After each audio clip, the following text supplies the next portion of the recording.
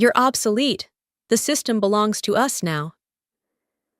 Those were the words that ended 19 years of my life in one cold Wednesday morning. No warning, no thank you, not even a handshake. Just Damian Caldwell, the CEO's grandson, standing in my office with two HR representatives behind him, smirking as if he had just scored a personal victory.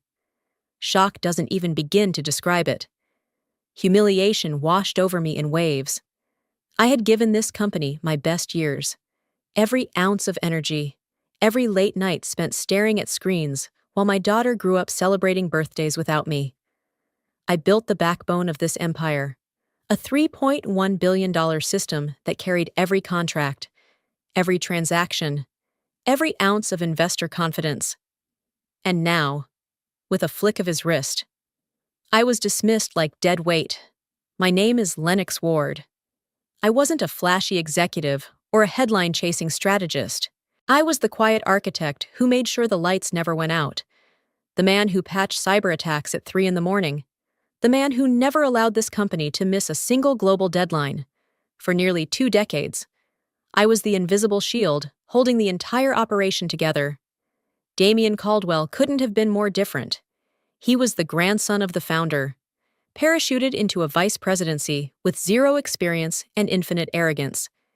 He didn't know code, didn't understand infrastructure, didn't respect process. What he did understand was power, and how to wield his family name like a sword. To him, my system wasn't the product of sacrifice and precision. It was a prize to claim, a throne to sit on. The setting made it sting even more. It wasn't a private conversation in a boardroom. He dismissed me in my own office, the place I had built into a sanctuary of focus and dedication. Files still open on my desk, screens still alive with the system's heartbeat.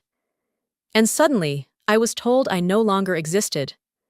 The muffle of HR's rehearsed lines barely registered. What cut deepest was Damian's parting shot. He wanted me gone not because I failed, but because I had built something too valuable. He believed firing me meant inheriting my crown jewel. He was wrong. I walked out of that office with Damian's words echoing in my ears. But humiliation quickly gave way to something deeper, an ache that reached far beyond the sting of being fired. 19 years, almost 2 decades of my life poured into this company, and in an instant it was stripped from me. When I looked back, I saw the long nights that defined my career. Nights when the world was asleep, but I was hunched over a monitor fighting off cyber attacks launched from across the globe. Nights when I pulled entire teams through crises no one else even knew had happened. When ransomware threatened to shut down our servers in 2012, I stayed awake for 46 hours straight until the breach was contained. By the time the rest of the company arrived on Monday morning, the danger was gone. Nobody celebrated it. Nobody even knew it happened, except me. There were other moments too. The billion-dollar contract that nearly slipped through our fingers until I patched the integration system at the last second. The merger that would have collapsed if I hadn't rewritten 500,000 lines of code in under a week. I didn't just build a platform. I held together an empire that others took credit for. But the cost was steep. I missed my daughter's 7th birthday because a foreign server went down and investors were on the phone demanding answers. I skipped anniversaries, holidays, even hospital visits when my wife was recovering from surgery. All because the system couldn't wait. It needed me more than my family did, or so I convinced myself. I told myself the sacrifice meant something, that loyalty, endurance, and results would be remembered. Yet now, standing in the shadow of Damian's arrogance, I realized how wrong I had been. For 19 years, not once did a CEO, a chairman, or an executive stop to shake my hand and simply say, "Thank you." Not after the all-nighters, not after the billion-dollar saves, not even after I kept the company's reputation intact when failure would have destroyed it. Instead, gratitude was replaced with silence, and silence eventually became entitlement. They came to see my success not as sacrifice, but as obligation. I wasn't praised for saving them, I was expected to, and in their eyes. Expectation turned me into something disposable. That was the betrayal that cut deepest. Not Damien's smirk, not HR's rehearsed dismissal, but the realization that my devotion had never truly mattered to the people who profited from it most. I felt pride in what I had built, pride in knowing that my fingerprints were on every success story the company ever told. But pride mixed bitterly with betrayal, leaving a taste in my mouth that I couldn't shake. For 19 years, I gave them everything. And in return, they never once gave me a thank you. I had seen arrogance before, but nothing prepared me for Damien Caldwell. He carried himself like a man born to rule. Yet, he had never earned a single ounce of respect the hard way. His title read Vice President, but everyone knew it was inherited, not achieved. He hadn't built a system, saved a client, or carried the weight of responsibility through sleepless nights. He had simply been born with the right last name. What struck me most was his ignorance dressed as confidence. He didn't know the first thing about code. He couldn't read a script or explain the infrastructure that powered our billion-dollar operations. And yet, he walked into meetings as if he were the architect of it all. He barked orders to engineers, corrected people on details he barely understood, and demanded loyalty he hadn't earned to the younger employees. He projected charisma, but to me, who had seen real work, it was nothing but smoke and mirrors. One afternoon, he stood in front of a group of new hires and pointed at me casually, as if I were a museum exhibit. "This," he said with a smirk, "is the old guard, important back in the day. But times change. We need fresh blood." The laughter that followed wasn't cruel, it was nervous. They didn't know how to react, and I didn't blame them. I wasn't angry at them. I was furious at him. The contempt in his voice wasn't just directed at me, it was directed at every sacrifice I had made. The disbelief I felt was sharper than anger. How could someone so inexperienced dismiss nearly 2 decades of work so easily?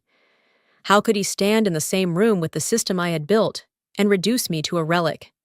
It wasn't just insulting, it was absurd. I carried myself with quiet steadiness. I didn't clap back or stoop to his level. My work spoke louder than his bravado ever could. But deep inside, the clash between us grew wider each day.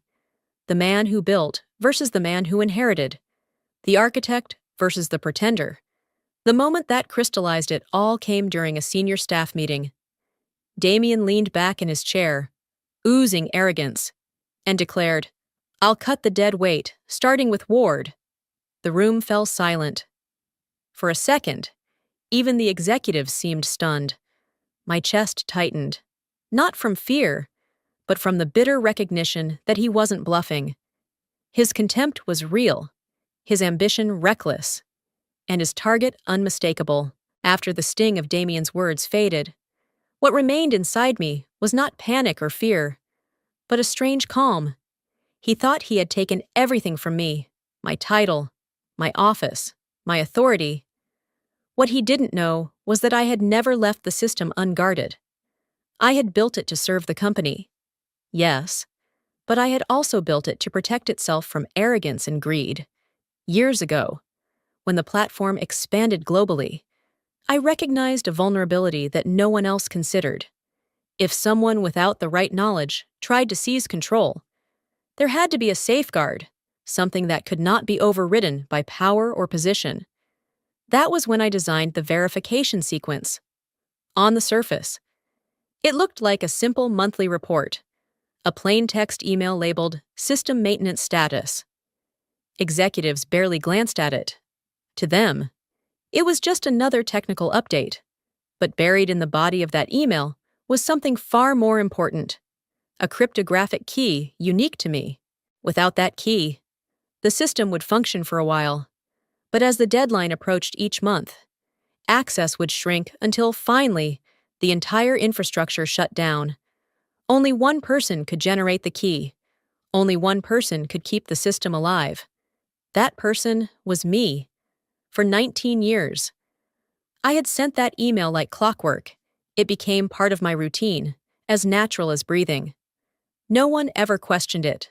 No one ever understood that it wasn't the report keeping the system alive. It was me. As I walked out of the building that morning, my humiliation slowly gave way to quiet determination. Damien could fire me. He could smear my reputation. He could even mock me as obsolete in front of the entire staff. But he could not erase what I had woven into the very bones of the system. And there was more. Long before this day came, I had anticipated that arrogance might one day rise above reason. I had prepared a final measure, months earlier. I created a scheduled email buried deep in a secure server only I controlled. It wasn't just a verification key, it was a full trigger, one that would expose everything if activated. I didn't need to touch it. It was already waiting, already counting down, already programmed to send itself. Damien thought he had inherited power. What he had really inherited was a ticking clock. The very next day, Damien wasted no time declaring his so-called victory. By noon, the cafeteria had been transformed into a stage. Balloons, banners, even a catered lunch lined the room. It was less a company gathering and more a coronation. He wanted everyone to see him not as the founder's grandson, but as the man who had ushered in a new era. I stood in the back, hands in my pockets, watching the charade unfold. There he was, wearing an expensive suit and holding a glass of champagne as if he'd earned it. With the microphone in his hand, Damien raised his voice so the entire floor could hear. "Today marks the beginning of a new chapter for this company," he boasted. "No more outdated methods. No more old guards slowing us down. Ward was a relic. We don't need relics." The words cut sharper than I expected. Not because they were true, they weren't, but because of the silence that followed.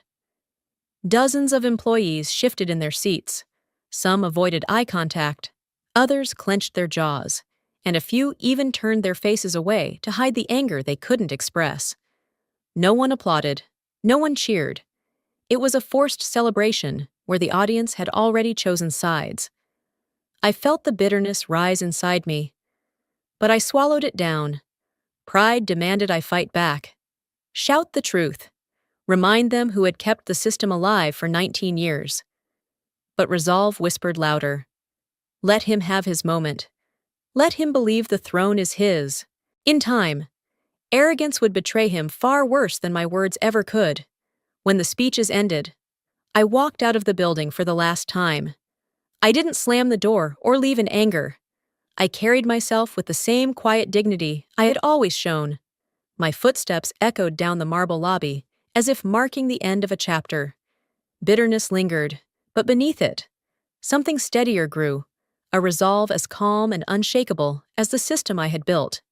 As I reached the parking lot, my phone buzzed. It was a message from one of the younger engineers, a bright kid barely a year into the company. His words were short, almost whispered through the screen. "Without your Friday report, the system won't run." I stared at the message for a long moment, the corner of my mouth curving into something that wasn't quite a smile. Damien had his party, his speeches, his moment of glory, but the system still knew the truth. And so did the people who mattered most. Friday arrived like it always did. Except this time my report, the lifeline hidden inside an ordinary-looking email, never reached the system. I knew what would happen. The countdown had begun. By mid-morning, the first glitches surfaced.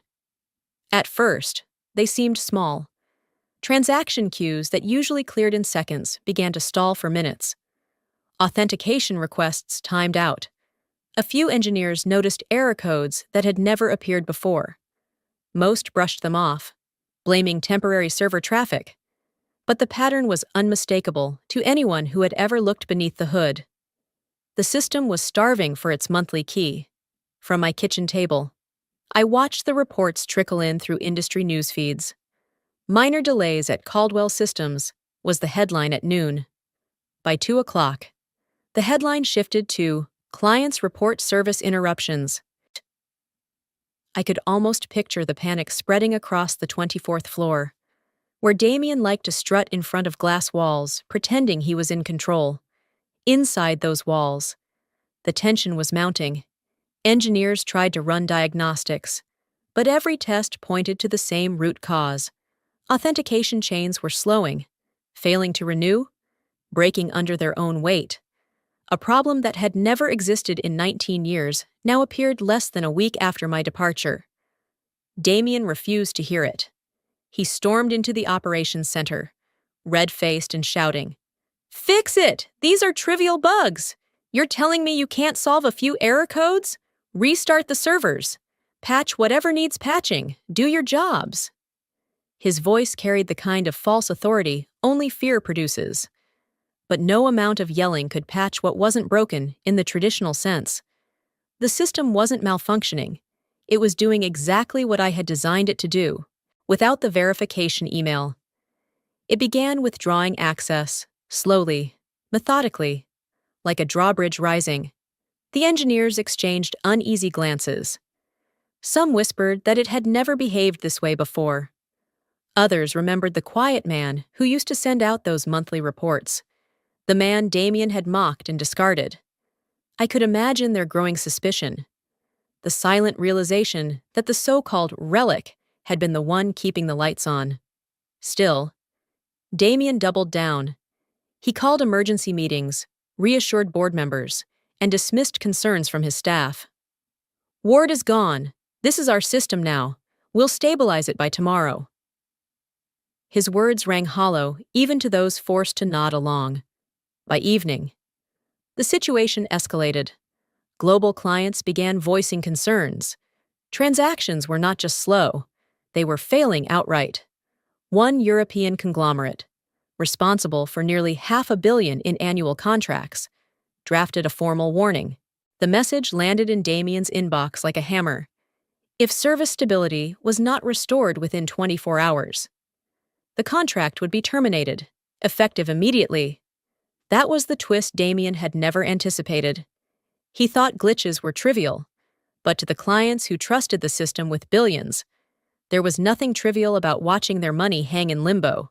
The clock was ticking, and for the first time, Damien couldn't laugh it off. Monday morning struck with a silence that was anything but calm. At exactly 9 o'clock, the system drew its final line. Transactions froze mid-process, authentication servers locked into a feedback loop, and dashboards across 3 continents went dark. No error messages that could be explained away this time, just a complete, suffocating stop. Inside Caldwell Systems headquarters, panic erupted like a fire drill no one had prepared for. The phones lit up red across the call center, each line carrying a furious voice demanding answers. Clients worth hundreds of millions shouted about broken contracts, suspended transfers, and reputational damage that could not be undone. Every second of silence on their screens cost them money, and they wanted someone's head for it. Damien stormed into the operations center, his presence no longer inspiring fear, but amplifying it. His tie was loose, his complexion pale, yet he still tried to posture as the man in charge. "Force it open!" he barked, slamming his fist against a desk. "Bypass the locks! Restart everything! I don't care how, get it running!" The engineers scrambled. Fingers flew across keyboards. Commands stacked like hailstones against a locked door. They tried rerouting databases, cutting modules, rolling back to old backups. Each attempt only made things worse. Error codes multiplied, integrations splintered, and user access cascaded into failure. What Damien called fixing was in truth corrupting. The more they pressed, the deeper the fracture spread. I sat miles away in my kitchen, watching a pot of coffee drip, the hum of the machine steadier than the chaos exploding downtown. Updates reached me through quiet channels, texts from sympathetic colleagues who still respected the man they had worked beside for years. They described the panic with wide-eyed disbelief, the shouting, the swearing, the desperate attempts to claw back control. For me, the calm was deliberate. I didn't gloat. But I also didn't intervene. The system was doing exactly what I built it to do. Demand respect. Demand verification. Demand me. Hours bled into one another. Engineers wiped sweat from their foreheads, muttering theories that fell apart before they reached the end of a sentence. Damien paced like a man awaiting a jury verdict. "It's trivial," he repeated, though nobody believed him anymore. His words had lost weight, his authority hollowed out by every failing screen around him. And then it happened. The slip of truth no one could ignore. A junior programmer, exhausted from running diagnostics, stared at the frozen verification module and muttered under his breath, almost too softly to hear, "It's waiting for an email from Ward." The room went dead quiet. Phones still screamed in the background. Alerts still flashed red. But inside that glass chamber, silence pressed harder than any alarm. Dozens of eyes turned slowly toward Damien, who stood stiff, jaw clenched, caught in the spotlight of a truth he couldn't smother. The panic belonged to them. The restraint belonged to me. And the system had just spoken louder than I ever needed to. By the time Monday evening rolled around, Damien was unraveling in front of his own staff. His voice cracked from shouting, his hair disheveled from running his hands through it every few minutes. He demanded progress, but there was none to give. The system remained locked, immovable, unyielding. Engineers sat in silence, some too afraid to speak, others secretly convinced the truth was already beyond Damien's reach. What he didn't know was that the real blow had yet to land. At exactly 6 o'clock, the safeguard I had buried deep years earlier came alive. The hidden email left the server I controlled and slipped silently through the web. It didn't pass through Caldwell's infrastructure, where it could be stopped. It went directly to the Federal Trade Commission and 3 international regulatory agencies that monitored compliance and data security across borders. The message carried attachments no public relations team could ever spin. Decade-long logs revealed security breaches executives had ordered buried. Notes showed how patches were rushed through without proper testing, exposing clients to hidden risks. Audit trails documented inflated revenue streams and falsified contract valuations. And most damning of all, a clear timeline tied to my forced termination, showing Damien's attempt to seize intellectual property by removing me, the sole architect with the verification key. Regulators moved quickly when evidence was airtight. Within minutes, alerts were triggered in their internal systems, assigning case officers to analyze the files. Phone calls were made, networks flagged for immediate preservation orders. What had been seen as a technical outage only hours earlier was now classified as potential fraud on an international scale. But the email had not stopped there. I had ensured accountability couldn't be smothered in closed-door hearings.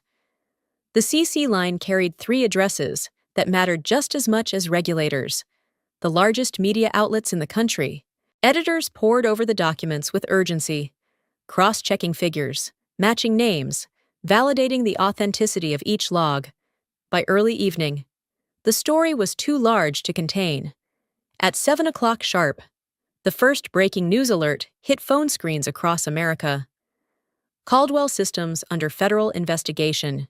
Internal email reveals fraud. Forced termination. 3.1 at risk. Television anchors opened their broadcasts with my name attached to the words whistleblower email.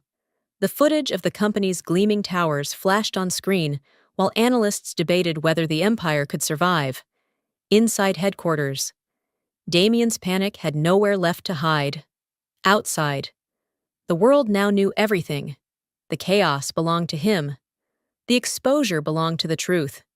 Tuesday morning felt different, not just for me, but for the entire country. Every news channel had the same headline, every broadcast the same image. Damien Caldwell walking into a hearing room, pale and trembling. Cameras flashed as reporters shouted questions about fraud, forced termination, and the collapse of a $3.1 billion system. He didn't answer. He couldn't. I sat at my kitchen table, the coffee cooling beside me, watching the live stream like millions of others. There he was, seated in front of regulators, journalists, and investors. Gone was the polished heir who once strutted through boardrooms. Now he looked like a boy caught with his hand in the vault. The questions came fast, sharp as knives. Did you knowingly conceal financial discrepancies? Why was the system architect terminated days before the outage? Can you explain the missing verification sequence? Damien stammered, his rehearsed lines unraveling under the weight of evidence. Sweat gathered on his forehead, his voice cracking with every denial. Then came the moment that defined everything. Behind him, projected on a massive screen, appeared the system's frozen interface. In bold letters across the display were the words, "Access denied, missing verification key." The phrase glowed like a scarlet banner, visible to every camera, every home, every investor watching. The symbolism was undeniable. The empire he claimed to control now screamed the truth. Without me, there was nothing. My absence was no longer a rumor whispered by engineers. It was a fact displayed for the world to see. Vindication burned hot in my chest, but it was not gentle. It was righteous anger mixed with a bitter satisfaction. For 19 years they had ignored my sacrifices, dismissed my warnings, treated me as expendable. Now, in front of the nation, the lie collapsed. Damien could no longer hide behind his last name. He had mocked me as a relic, but the world now saw who was truly obsolete. The twist came swiftly. A representative from a European investment firm, one of Caldwell's largest backers, stood up during the session. With cameras rolling, he announced, "Effective immediately, we are withdrawing our capital support. We cannot align with leadership that engages in fraud and ignores its true architect." His words were followed by a ripple of statements from other investors, one after another pulling their money live on national television. And then came the final blow. The same representative added, "We will be reaching out directly to Mr. Lennox Ward. We believe he is the only person capable of restoring credibility and stability." My name carried across the airwaves, no longer hidden, no longer silent, as Damien buried his face in his hands. I sat straighter. The humiliation he had scripted for me had become his own. And for the first time in nearly 2 decades, I felt the weight of justice tilt in my favor. That evening, I sat alone at my kitchen table, the soft hum of the refrigerator louder than the muted television in the corner. The images on the screen replayed the day's events. Damien Caldwell sitting under hot lights, stammering through questions, his once proud face collapsing under the weight of exposure. I didn't watch with glee. I didn't fist pump or cheer. I simply observed. After 19 years of giving everything and receiving nothing in return, I no longer needed recognition. The truth had spoken louder than any defense I could ever give. On the broadcast, commentators dissected every detail, the fraud uncovered, the board's silence, the contracts unraveling in real time. Behind them, a still image of the system's lock screen remained frozen on the words, "Access denied, missing verification key." I stared at those words, not with bitterness, but with an almost serene detachment. The world finally understood what those in power had refused to admit for nearly 2 decades. My absence was not a footnote. It was the story. Liberation comes not in the form of revenge, but in the quiet recognition that you are no longer tethered to the people who diminished you. For years, I had sacrificed pieces of my life, missed birthdays, empty seats at family dinners, long nights where the only light in the house came from my monitor. I told myself it was worth it. That loyalty would mean something in the end. Tonight proved otherwise, but it also gave me something greater: clarity. I was no longer bound by their silence. My work, my worth, had been validated in front of the entire world. As Damien's downfall played across the screen, I noticed the irony.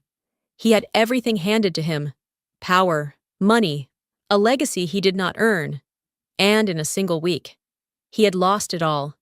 His authority was gone, his reputation destroyed, and even the trust of his own family fractured.